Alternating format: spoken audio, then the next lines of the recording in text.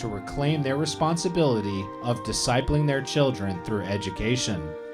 Pastors have said that there's no strong voice advising them on education.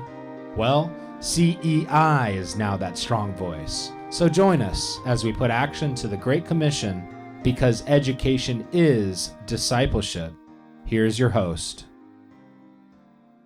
Well, thank you for being with us today. And I am E. Ray Moore, and I'm the host for the Christian Education Initiative. And this is our inaugural program. As I mentioned through another program I've done, we're going to be running a series of interviews and discussions with noted Christian educators and homeschool leaders for the next 2 months.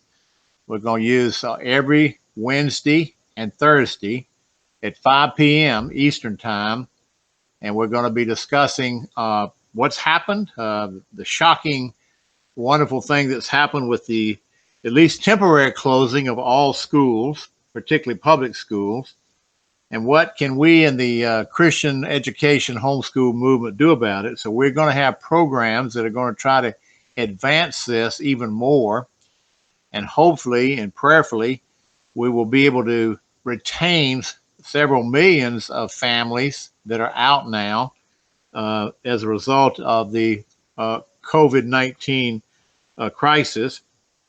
And the government in the United States, most states, and really worldwide have shut down schools because of the danger of infection and contagion to children. And they're home now, and many of them are having to take their education, their classes at home. So we're putting on a series of programs primarily to try to utilize this moment. Now, we're certainly saddened and regretful about the medical crisis, and nobody wants people to die and get sick and die of this disease. But often when there's a crisis of some kind in a culture, in a society, God sometimes will use it to advance his kingdom program alongside. And that's what we're expecting to happen as a result of this. So we have with us today Israel Wayne. Can everybody see Israel there, Jared? He's visible, I guess. All right, Israel Wayne. And he is the founder and director of FamilyRenewal.org, FamilyRenewal.org. And really, in my opinion, one of the half a dozen or so top homeschool speakers and writers, lecturers in the nation. And he's written a number of books. We're going to be probably mentioning these today. I've got one right here in front of me. Answers for Homeschooling, Top 25 Questions Critics Ask by Israel Wayne. And then another one these are not his only books, Education. Does God Have an Opinion? A Biblical Apologetic for Christian Education and Homeschooling by Israel Wayne. So these are two books, and there's something sort of special about these two. Israel, you want to tell us what it is? I know the answer to my question, but maybe I think you do too. They've been translated into what? They were just recently translated into Mandarin for distribution all over the world electronically. And that really is through Ray's influence. Ray was able to use some of his connections to work with this translation process. And as many people know, it's very difficult to publish Christian materials in mainland China. And it's almost impossible to be able to smuggle them into the country. And so to be able to get these books into China is just a miracle. We're really thankful for it. And with the blessing of electronic media through these books being available for free on PDF, they can be distributed to millions of people all around the world, but particularly in mainland China, which we're really excited about. And the same thing that we're facing here with schools being closed is happening in China and in other parts of Asia. And so this really is a great opportunity. I'm sure as many parents are starting to look even there at what their options are for education.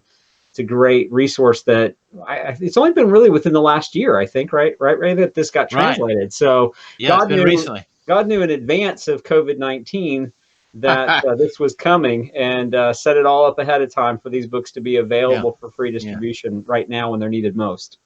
We'd like to thank Israel, and I think you would agree that God has even raised up the Christian Education Initiative. We're only a year old as an organization officially. We launched it publicly in March of last year. But all of our organizations, your ministry, mine, I have the Exodus Mandate, you have Family Renewal, but a lot of us were operating for years called as independent ministries, even though we talked to one another and sometimes coordinated, prayed for one another. We didn't have an alliance. Mm-hmm. But a year ago, about a dozen of us agreed it was time to form a network where we could strengthen one another's hands. Even though we knew each other, we wouldn't be alone. We would have a cooperative alliance or network. Now, we didn't merge. Everybody's got their own separate mission, identity, and board and everything, but we are actually working together. And it's been pretty exciting. And Israel is probably our resident authority on homeschooling. And that's what we're going to be looking at today as we get into the program today. He's probably knows as much in details of what's going on in this movement and what its future is. Have been part of the homeschool movement, but my children are grown now. I think I've got a couple of children older than you, Israel. Mm-hmm. And we've got grandkids, and they were homeschooled for a time, but now they're in private Christian school. You are married now and have how many children? We have 10 children. 10 children. What are their ages? The oldest is almost 20, and the youngest is 14 months. So we kind of span the entire spectrum, and they're all still living at home for the present. Our oldest one is working full time, though. So we've officially launched one, and we're homeschooling a whole bunch of them still. His wife and life partner is Brooke, Brooke. Haven't y'all co-authored a book or two together? We have. Yeah, we wrote a parenting book together called Picture to Fit, Overcoming Angry and Stressed Out Parenting. She was also homeschooled. Her family started homeschooling back in 1983 out in Arizona. And her mom was one of the founders of the Homeschool Association there in the State Homeschool Association in Arizona. So she grew up being home educated as well. Yeah, and you were homeschooled yourself. Yeah, I was. Yeah, we started homeschooling in 1978 and have been involved. I've been in homeschooling all my life and have really enjoyed that process of being homeschooled. And then, of course, all of our children have always been homeschooled from birth. And for us, that's the decision that we're going to stick with by God's grace. We really appreciate the benefits that offers and are very, very grateful that we've been able to do that with all of our children. I think your mom started homeschooling you about the time that my wife and I started homeschooling our oldest son in separate states. And then later we connected and got to know one another better. Yes. And we've been working together kind of informally. You think 10 years? I just can't remember. I first heard about you, I want to say it was in 1996. I read an article in a publication called Charlotte World, which is published by Warren Smith, who now publishes World Magazine. I think it was 1996, and he was talking about the work that you were doing. And I remember thinking, I need to reach out to you and find out what you're doing and all that. So I actually think that's probably been 24 years ago that we first talked on the phone. Yeah. And then we've of course, I think wasn't it even like 2002 when, like 18 years ago when the Southern Baptist Convention. That was 2004. 2004, 16 years ago. So we were there at Southern Baptist Convention. Yeah. We go back a way. So Bruce Short and Voddie Baucham and T.C. Pinckney kind of led that fight. Let's go down and just take a quick peek at Voddie Baucham. You have him on the webpage there, Jared. We can scroll up a little bit. Yeah, there's Voddie.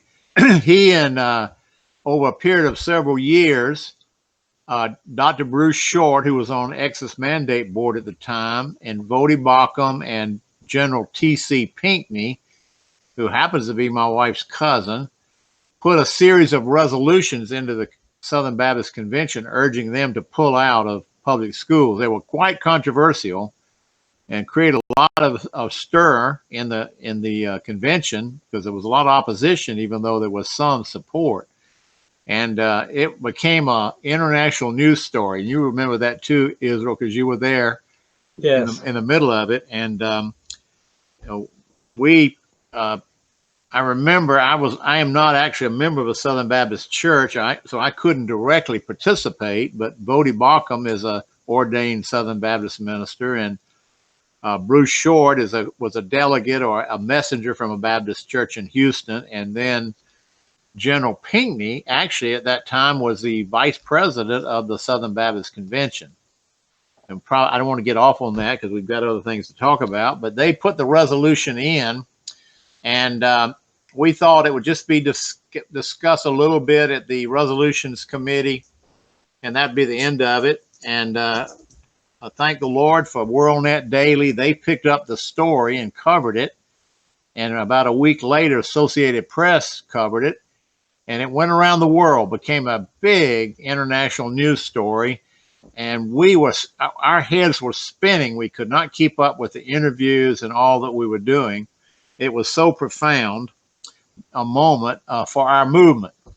And I remember talking to a friend of mine who was at that time on the staff at Prison Fellowship Ministry. And he said he was meeting with Chuck Colson, and Chuck Colson was talking about this thing that had happened at the Southern Baptist Convention where they had voted to pull their kids out. And my friend, he said, Ray, it was hard for me and it was painful, but I had to inform him that no, the resolution didn't pass. And he was disappointed to hear that. But I told my friend it was the most glorious defeat I'd ever seen. It might as well have passed because of the publicity that our argument got. So we've continued on. That was in 2004. And Israel is advancing, and a young man. How old are you now, Israel? I'm 44. Wow. Almost 45. Almost 45. Yeah. And this is our future. For those of you who are interested in homeschooling and Christian education, this is our future. And we have a lot of young men and young women like Israel. We've got in our movement also Alex Newman, who helped assemble the magazine, the New American Magazine, and Israel. It's got 2 articles in it, and I'm going to hold that up too. This is the New American Magazine called Rescuing Our Children. Can you put that on the screen, Jared? Okay. This came out last year, been out a year now, in February of last year, and it's just exploded in terms of requests. And they went through 8 printings in a year. They were requested that much that they had to go through 8 separate printings. And now they went and created a second edition. And you'll see this gold circle thing there on the right side of the page, the second edition. And they've added 2 additional articles and some more ads. And now this second edition is flying off the shelf. But Israel has got 2 articles that he wrote. They're very, very good articles. And I'm just going to mention them in passing because I want you to see the reach of this young man. I guess I can call him a young man. He's older, but he wrote an article. One is called The Benefits of Homeschooling. And then he wrote one called The Case for Christian Education. So he had 2 articles in this magazine, and the Christian Education Initiative, which Israel and I are both members, and I'm the chairman, and he's a member. We're planning and hoping by God's grace to see 1 million copies of this distributed through the end of 2020. I think right now, after a year, it's been maybe 150 to 200,000. So we've got a ways to go, but we urge people to order bulk copies. But Alex Newman was the one who assembled it, and he wrote 5 of the articles. I wrote 1 article, Israel Wayne 2, and then Duke Pesta, I think, had 2 articles. And it's a Christian approach, and it's very, very strong about getting the kids out, not trying to reform public education, but get the kids out and then get them into homeschooling or Christian schooling. Now, Israel, you've already mentioned one thing here about preparation. So these things have been in play, and now the COVID-19 crisis has put us into a different situation. Um, Let me ask you, what advice would you give to someone who is schooling at home now, a new family, because of COVID-19, and this person might be considering keeping their child home to educate them full time after the crisis passed? Address that question for us. Yeah, absolutely. Well, this is a new experience for so many families. All of a sudden, their children are home with them, and it's not spring break because of the social distancing, or in some cases, pretty much quarantining that's happening in various states. So it's not as though people have the opportunity to go take vacations or, go do a lot of outdoor activities and so forth. There's so much isolation right now, families being cooped up together in their homes. And I hear a number of things from different families. Some people are looking at this and saying, we haven't had this much time together, and we're learning a lot about each other, and we're learning even things that are in our child's curriculum that we didn't know was there, that are problematic. Because now with the classes being online, the parents are actually getting a chance to see what's in the curriculum, which is quite shocking for some parents, because a lot of parents don't really know what their children are actually being taught.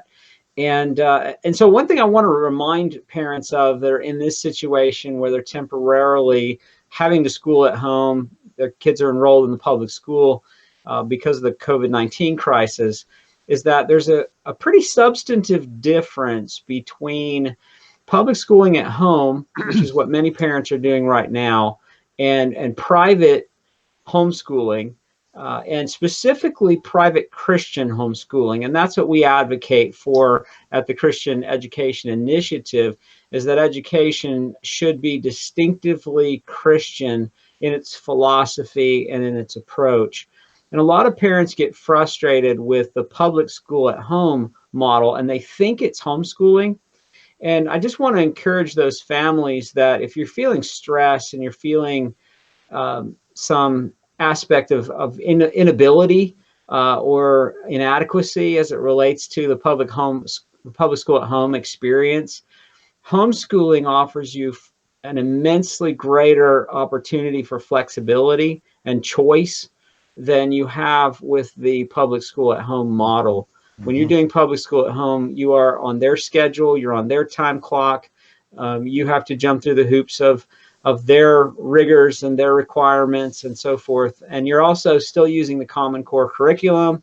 You're still getting all of the anti-Christian humanistic content that's in the curriculum. If you do private homeschooling, where you unenroll from public school and become full-time homeschoolers, all of a sudden you are the ones who get to be in the driver's seat. You get to dictate your schedule. You get to dictate the curriculum.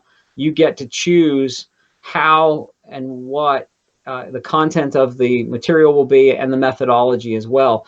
It's so much easier. I'll just give you one quick example. I have a friend who was doing public school at home, and she was telling me it was so frustrating because they would have to be on the computer for 7 hours a day and then do homework afterwards. The average homeschooler in 3 or 4 hours, they're done for the whole day because they don't have the busy work of the public school classroom. The public school is set up in such a way that you have to keep these kids busy for an hour in a class. Well, in homeschooling, you don't have to do that. So there's not so much what I call just needless repetition or drill and kill, where you're just going over the same material, and you just have a lot more ability to streamline it, get it done faster, and then move on with your day and incorporate other things into your day. There's more real learning in this Absolutely model that you're talking about too. Right. And busy work, I don't want to get off, but I had a relative that for a time was teaching in a public school, and he was a French teacher, and the regular French teacher got very, very sick, and they had an emergency, and so they recruited him to come and teach for 2 years. He needed a little extra income, and so he did it. And he said, I've never seen a more dysfunctional system. He said, Amazing. I've never seen a system that destroys its workforce like the public schools do. He said the teachers are just stressed. He said there are a lot of dedicated public school teachers. They have good intentions. I'm not saying they're all Christians, but they come in with intentions to love and help the children. And he said, I saw 3 young women leave the school I was in after 3 to 5 years, and they just couldn't take it anymore and went and worked at Walmart because it was so oppressive.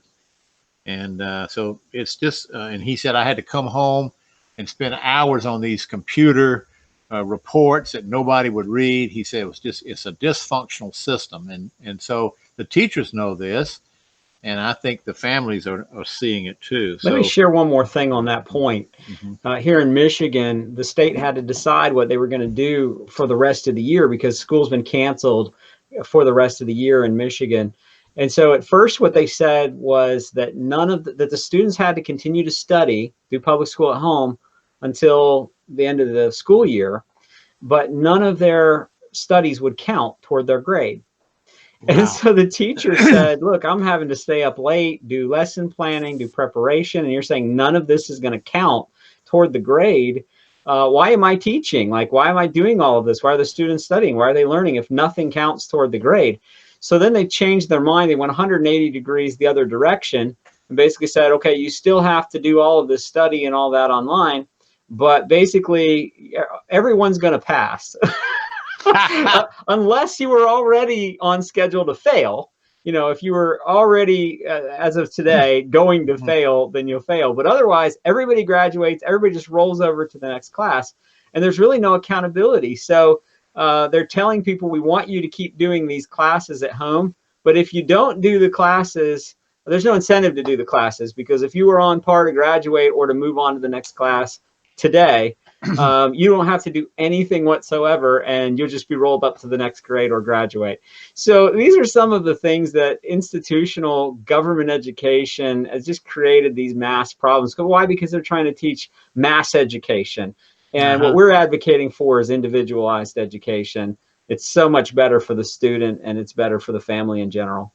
Right. You know, we've had something very unusual happen to us, to our country, and really to our movement in the last 3 weeks, when suddenly, overnight, actually unfolded over a period of several weeks, there are some 45 to 50 million new homeschoolers. Now, they are public schoolers, and I don't want to put them, you know, you're saying homeschooling on, you know, in a public school setting, but there are 45 to 50 million new homeschoolers in the United States. And this is a big question, and I'm talking to you and other leaders in the last few weeks. What prospects do you think we might have for permanent growth, where some of these families will not go back in the fall? I absolutely think there is going to be an uptick in homeschooling as well as private schooling from the standpoint of health in itself. I think a lot of parents have seen the risk that's involved in having their child in a school classroom that's so large, where a school system that's so large, where, you know, infectious diseases can be spread so rapidly. I think a lot of parents are newly aware of that as a concern. I saw one lady posted and said that basically our children were sick all school year, and since we have been doing the social distancing, nobody's been sick once. And she said, I really think it's because my kids are getting sick at school. So she's thinking about homeschooling full-time simply from the health standpoint. But there are others who are just seeing the inefficiency of government.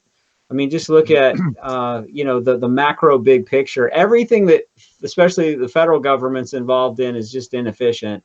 And the more mass something is, the less attention it can pay to the individual. And so I think people are becoming a bit disillusioned with their child just being part of an assembly line, and they want a more customized individual approach. So I don't have a way of projecting or prognosticating exactly what percentages we're looking at, but I definitely think we're going to see an uptick from this. And also the factor that parents are finally, for the first time, looking at their child's schoolwork, and they're seeing some of the books that they're being sent home for literature, and a lot of these LGBTQ agenda books that are being sent home as quote unquote literature. And they're saying, well, what is this? And why do you have to read it? Well, they just never noticed before. And now, for the first time, some of these parents are actually starting to get engaged in their child's education. I think it was C.S. Lewis who said that if parents of every generation knew what really happened in their child's school, the history of education would look radically different. And that's, I think, true, that just so many parents, they're too busy. They have their jobs. They just don't know what's going on in the school. They don't know what their children are being taught. They're blissfully ignorant, and that's changing. And so I'm encouraged and optimistic that a lot of parents are going to move towards private Christian education with this next school year. I think, we hope, of course, and I agree with you. We just don't know the degree that it'll happen. But we know that and believe that homeschooling will grow, but it will also benefit private Christian schools indirectly, yes, even though they are closed right now. Yes. But people will say, look, I think I want some kind of Christian education, one of those models. Yes. So I think that's a definite prospect. I've talked to one leader who's a member of our CEI group, and he's thinking maybe if we get 500,000 new children, that'd be a miracle. I'm hopeful it'll be several million, and maybe 5 or 10 million. We just don't know. It's a very unusual thing, and any evidence that we might have is anecdotal at this point. We don't have any real data. But Jared, you could put up the article I sent you yesterday on the Gallup poll. Can you find that about the satisfaction of families? All right. So basically, this is the Gallup ran a poll of 1,000 families inquiring how they felt about their new homeschool experience, and 9 out of 10 expressed approval and that it was beneficial to them. Doesn't mean that they'll stick with it, but it means that they're okay. Here it comes. That's exciting. 9 in 10 children experiencing enjoyment and happiness while at home with the family during a stay-at-home order.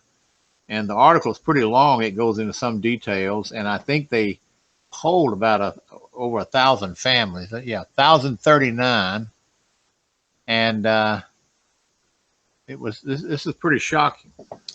That's amazing. That's great, though. I mean, in one sense, what else would we expect, right? Yeah. Because God created parents and children to be together and spend time together and enjoy each other.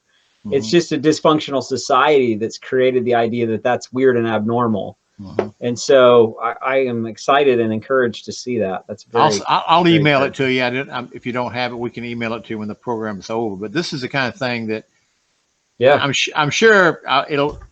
Here is old Puddleglum speaking here, but maybe 9 out of 10 would just be too extraordinary. But, we could see a third or 25% stay in the private Christian and home education. That would be phenomenal. And so let's take a minute and talk about the obstacles for this to happen. We know what we want to happen, and we do see. Well, let me ask you this. Are you seeing other leaders at your level and my level around the country? What are they saying about this? You're talking to some, and I'm talking to some others. What are they saying about this moment?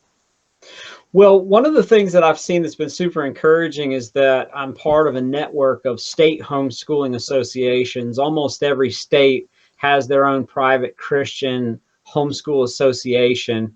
And there's a website that I can direct you to called homeschoolfreedom.com, I believe it is. And homeschoolfreedom.com is a place where people can find out about, that looks like, the National Alliance of Christian Home Education Leadership. And people can go to homeschoolfreedom.com to find their state homeschool association. And so these states have recognized that that people are starting to search for homeschooling in their area. I am vice president of the Michigan State Homeschool Association, and we had a board meeting recently. We've been talking about what can we do to help these parents who are looking for answers from the homeschooling community, because they've been thrown into this schooling at home environment. They don't know what they're doing and they feel overwhelmed. And so who better to answer those questions than people who do this all the time, which is us homeschoolers. And so almost all of the state homeschool associations have been very proactive in putting information on their websites, even for people who perhaps won't do this full time, but just survival tips, if you will, and how to make this an enjoyable experience during the process.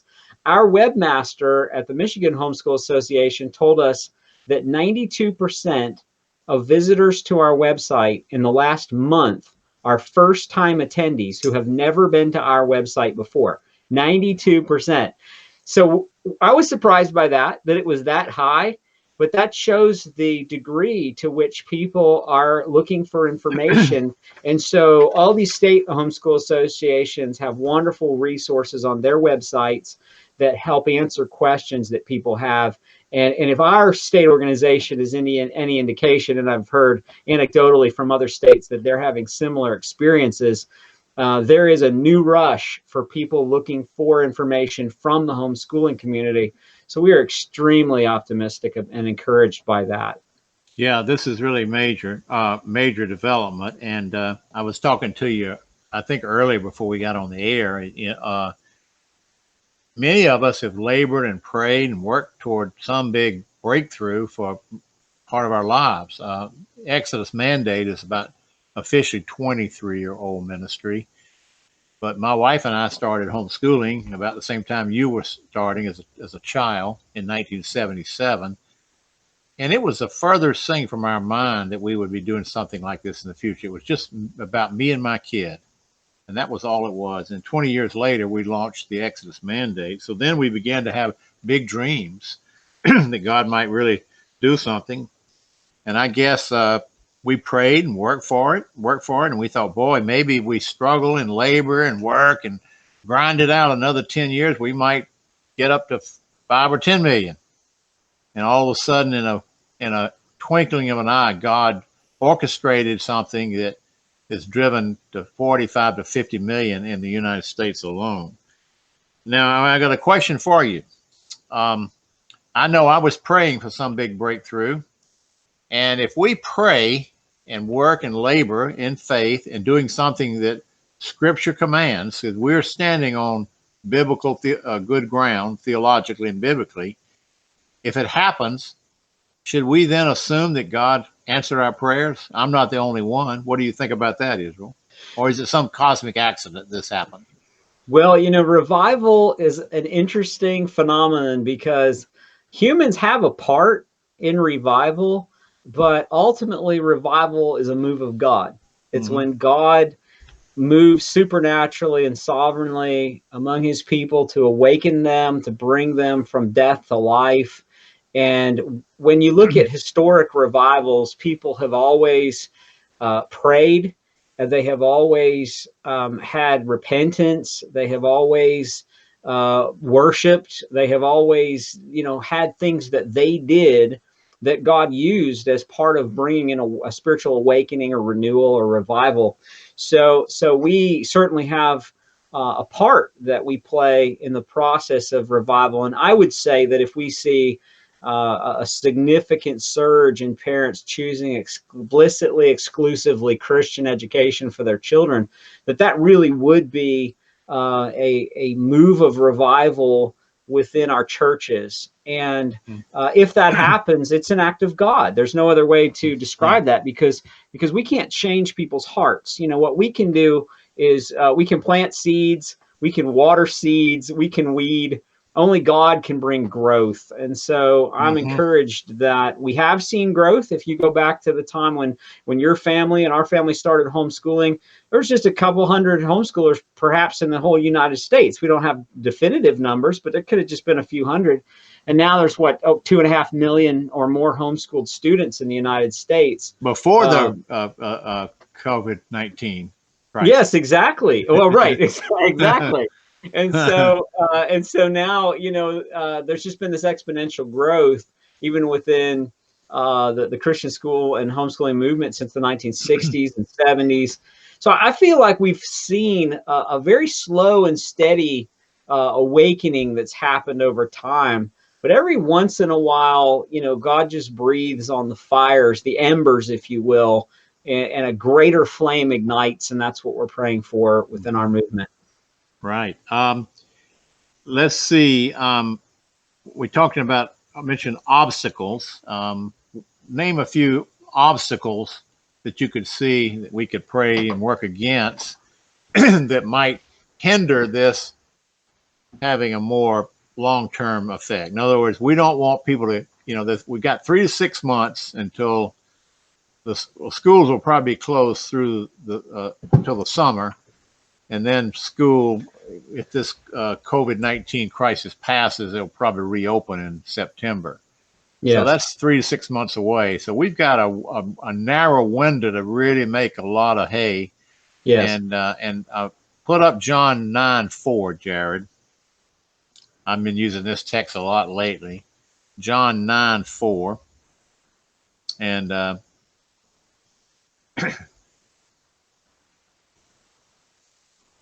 9 verses 4. Yeah. Jesus said, I must work the works of him who sent me while it is day, for the night is coming when no one can work. And we're in one of those kind of moments where we've got to really labor and work now. We can't put this off. We've got to reach out to our fellow Christians, to pastors, and say, now, brother and sister, it's time for you to pick up this torch with us. The night is coming when no one can work. And I'm guessing that come September, the tendency will be for a lot of people to think about returning. All right, what are some obstacles that you see for this happening? One of the big obstacles that people raise to an objection to Christian education in general is the cost, because in their mind, they look at it and say, well, public school is free, Christian school is expensive, homeschooling is expensive, and so they feel like they can't reach that hurdle. One thing I'd like to point out on that is that public school is not free. It's just paid for by our neighbors through tax dollars. But the average cost for a student in government school is about $12,500 nationally now. Per year. Per child. Yeah, about $12,500. Christian school average is about $8,600. Now, there are a lot of private school. Private school average nationally is about $8,600. There are a lot of Christian schools that are less than that, and there are often scholarships that are available for Christian schools. But surprisingly, the average homeschooler spends about $660 per year per student. Now, if you think the way that a bureaucrat does, you would say, well, there's no way that a student could get an adequate education on $660 a year if the government is spending $12,500. Those two, you're talking about almost 90% less cost. There's no way they could get an adequate education. But homeschoolers have always scored about on the 30 percentile higher than their public school counterparts, even though they're spending 90% less in cost. So, this is a significant, advantage that homeschooling in particular offers, that it actually really doesn't cost that much money. Almost everyone can afford $660 per year per child. And if you want to spend less than that, you can buy used curriculum. There's a lot of free resources online. There's a tremendous array of opportunities where people can homeschool for even less than that. But the average is $660. So anyway, that's one hurdle. I think another one is, and let me just reference this. I know you did, Ray, earlier, but Answers for Homeschooling, top 25 questions critics ask.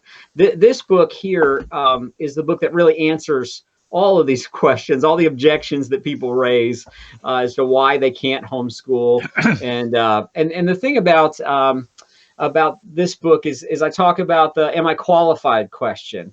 Homeschool students do exceptionally well academically, regardless of the academic background of their parents. So if you have a child who is being homeschooled by a parent with a high school diploma or less, those students are still scoring 30% higher than the average public school student because of parental involvement, smaller class size, customized curriculum, all those things that make homeschooling, that make really all education effective, but make homeschooling in particular spectacular. And then I think there's also the aspect that people worry about with socialization. And there's a website that is called nheri.org, the National Okay. Home Education Research Institute, Let's put that NERI. up. And Dr. Brian Ray at Who's our NERI, friend?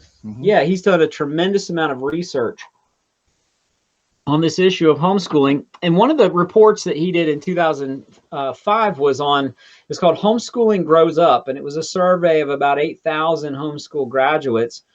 And they evaluated their life and their involvement in social and community activities and found that in every metric that you would use to measure a homeschooled or a student, a citizen, I guess, to see if they were participating well in society, homeschoolers were more positively engaged socially than their public school counterparts.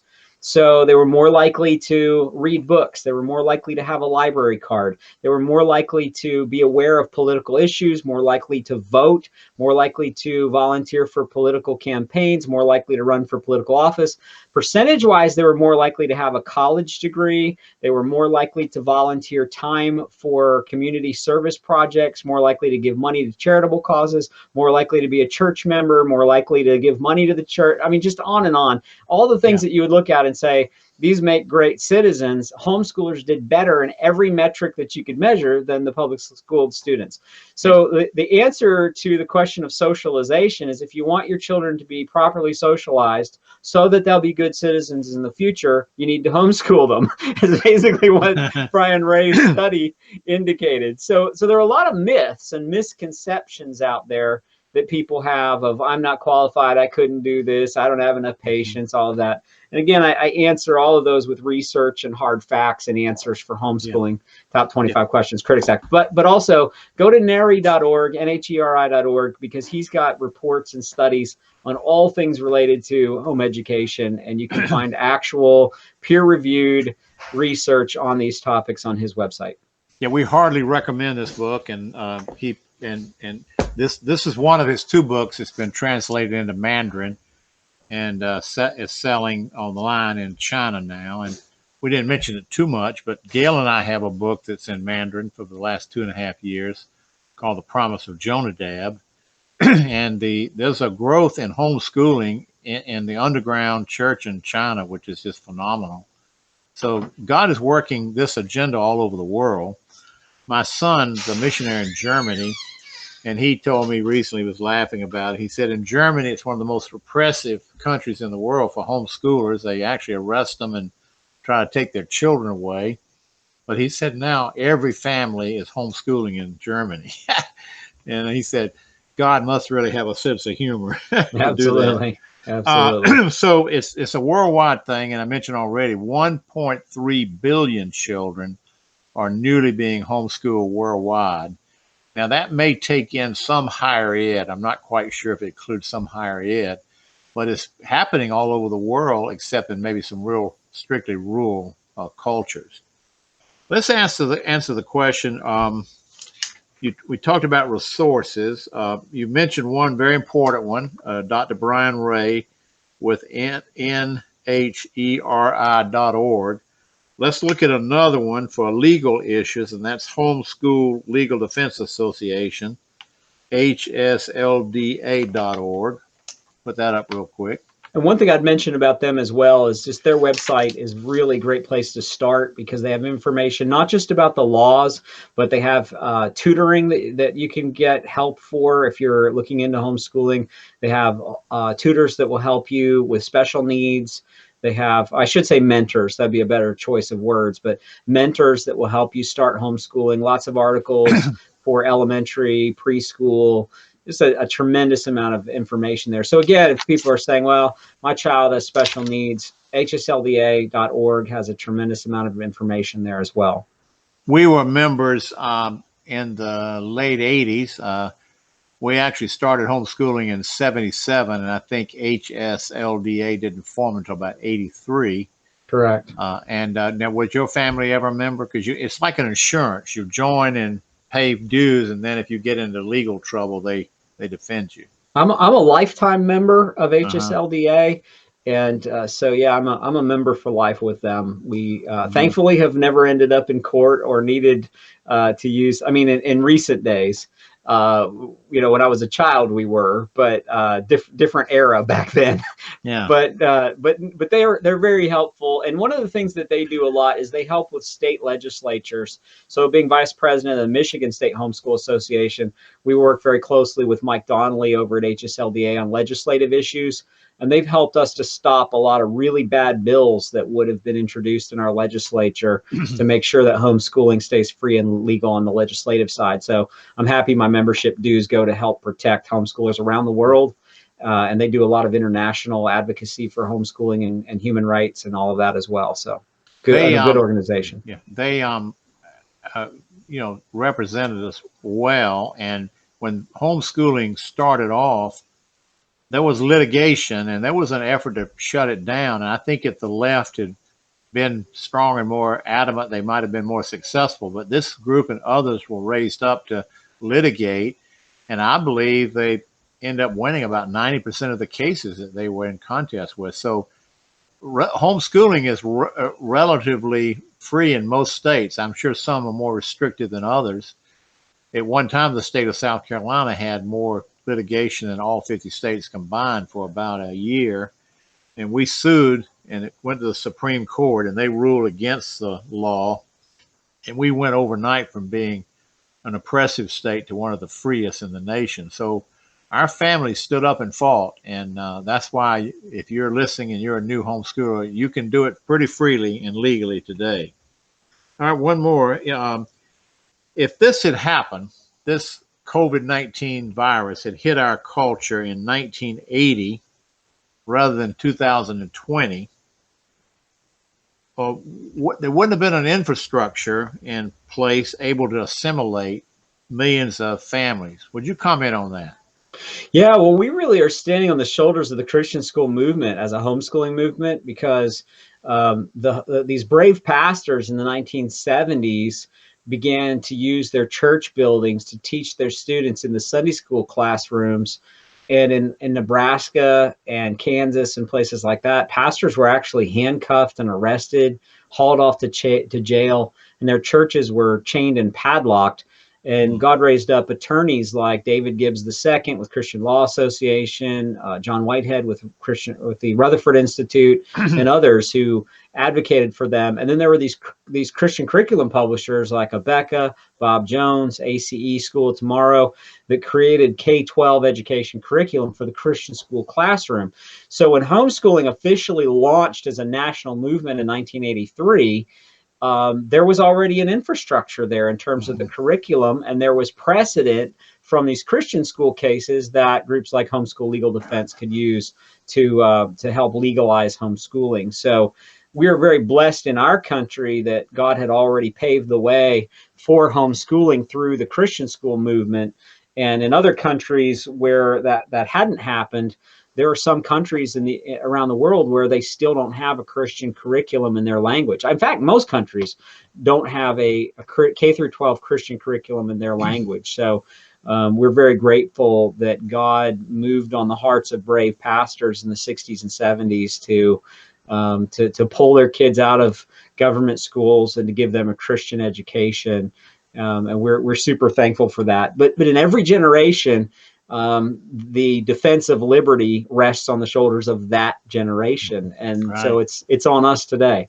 Yeah. I actually, in 1977, when Gail and I started homeschooling our oldest son, he's 49 now, we contacted David Gibbs Jr. He was actually speaking in West Lafayette, Indiana, and had a meeting with him and told him what we were doing, and he offered to defend us if we had any litigation, but we never did. So we're thankful. But he was the first person that we turned to.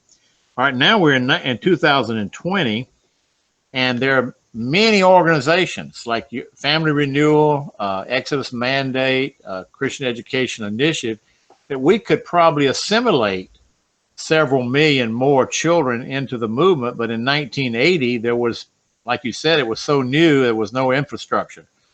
You think that's accurate?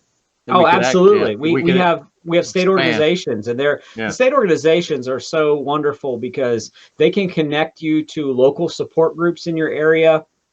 They can walk you through, that most of the conferences, most of the state organizations have state homeschooling conferences.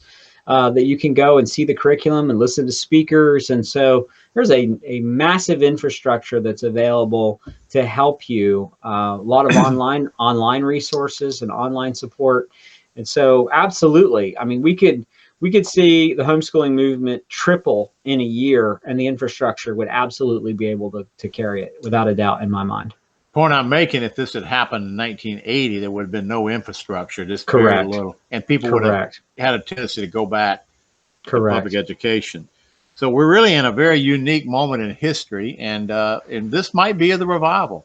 We have a donor on the West Coast, and she told me this about a week ago, that her granddaughter, 11-year-old girl, being homeschooled herself, and this woman and her husband are our age, and they homeschool their adult children who are probably the age of my children now, maybe your age.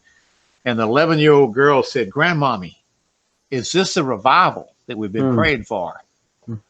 Now, it takes a wise child to be able to make a statement like that. And it was just exciting to hear an 11-year-old girl saying, "Grandmommy, is this the revival that we've been praying for?" Let's put up Israel Wayne's webpage, familyrenewal.org, so you can go follow him. Okay, tell me a little bit, A History of Homeschooling. Is that a new book? Because I haven't seen that one. Yeah.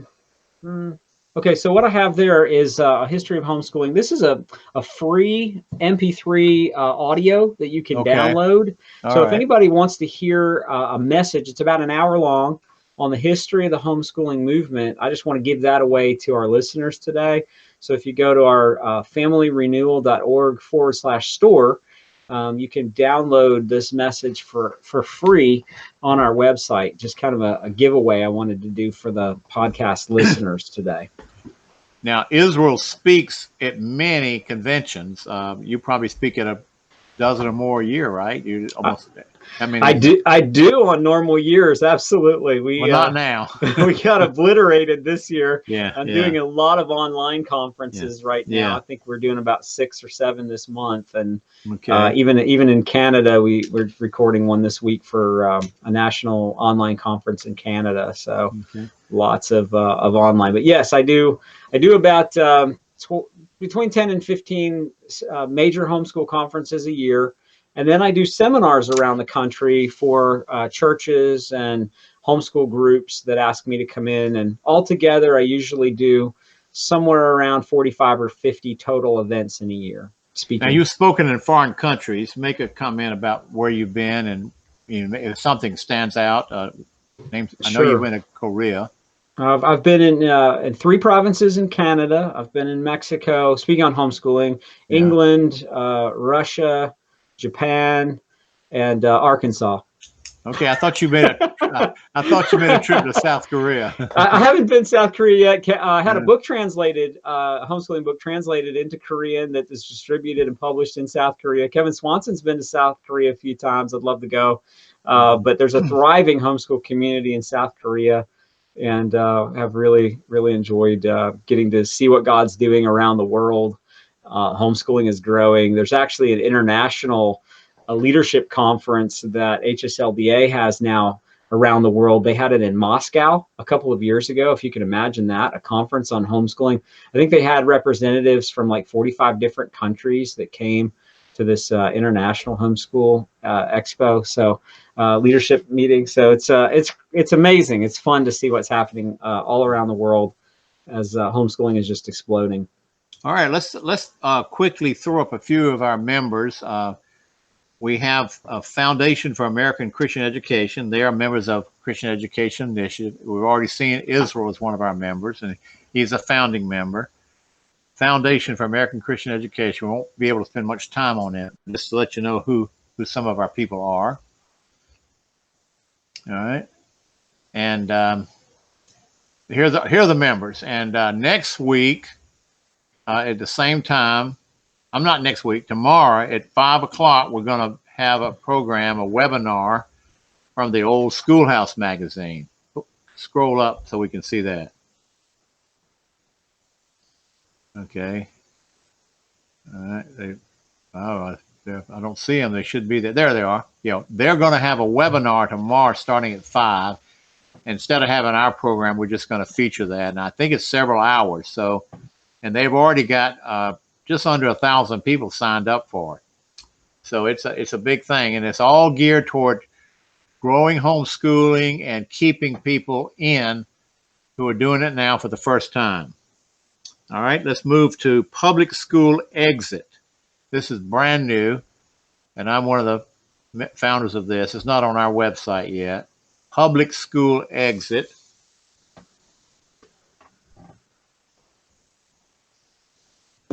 And Alex Newman, here it is, and it's a lot like Exodus Mandate, formed on the West Coast, and I'm a board member along with Alex Newman, Dran Reese, let's see, Duke Pesta, and it's oriented more toward getting them out and top 10 reasons to exit public schools. And we had formed this before the COVID-19 virus hit. So there's many, many groups, and Ilva's already named a couple. Let's put up one final time, christedu.org. christedu.org.